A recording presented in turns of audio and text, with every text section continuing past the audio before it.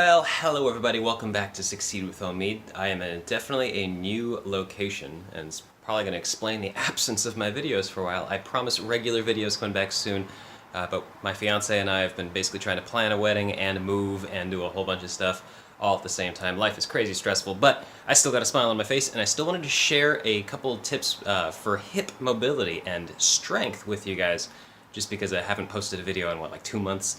So, without further ado, this is basically something that I picked up a while ago from just a random YouTube video. I forgot the guy's name, otherwise I'd post it down here, but basically what happens is it's not enough just to stretch out the hip flexors themselves and the quads and everything like that and then work the butt separately. We've got to do both at the same time.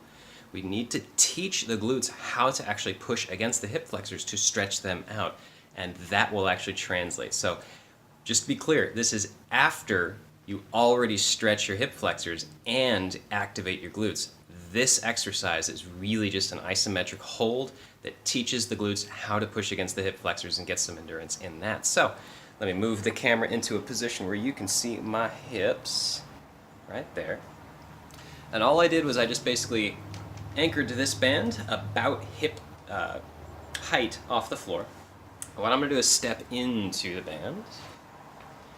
And I'm going to put this thing right below my hip bones. If I can show off that bone right there. I'm going to put this right underneath. It helps to wear a belt or comfy pants with this, just because this thing can tend to dig a little bit into your skin and bones otherwise. So we want this thing basically right on the opposite side of your glute max and med. Now what I'm going to do is I'm going to take my feet pretty far apart. I know you can't see my feet, but I want to show the reason why we do this. If the hip flexor is stretched, I will fall into this band. And you'll see this back fault right here. This really can cause some issues for some people. So what I've got to do is I got to teach my tailbone and my butt how to actually extend against this band. And that's it. And I'm just going to try and use my butt to push into this band. I'm going to tip this camera just for a second so you guys can see my legs. Oops, sorry. They're slightly bent, hip distance apart with the feet. And I'm going to have to do some interesting editing with this later, but from the front view. Really trying to get the tailbone to hook underneath and push forward. And my back is pretty relaxed through this process. And if I really want to push real hard, I can get some distance into this guy. And my butt is now completely on fire trying to get this tuck. Abs are going to work here too.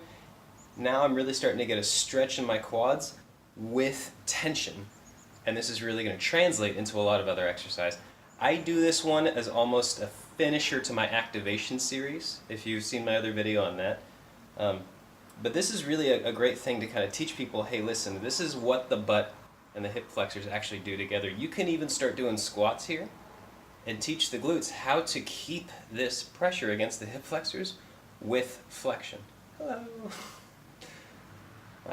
You can do a lot of stuff here. You can really just try and go single isometric hold, flexion.